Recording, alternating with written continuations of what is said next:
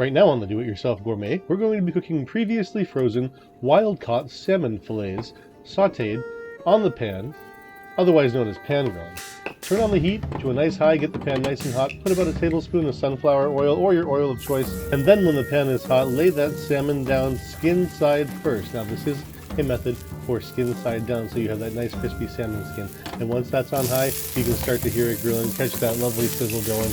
Make sure you check for pin bones, because they could lurk in there. Most times they do get picked out if you get the fillet, but not always. See if you can get that salmon loose after about 30 or 45 seconds of sauteing on there. That way you know that it's not going to stick to the pan. If you use a non-stick pan, that's great.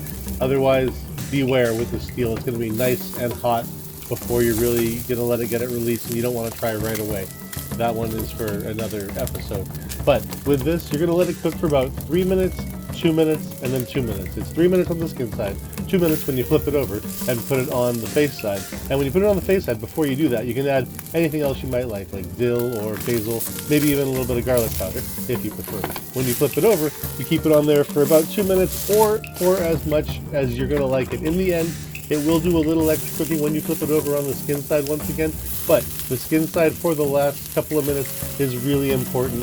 That way you get that crispy skin effect once the salmon is actually done. And if the salmon is thick enough, you can cook it a little longer. If it's thinner, you cook it a little shorter. Thank you for watching the Do-It-Yourself Gourmet. Like and subscribe if it was helpful. Thanks, and we'll see you next time.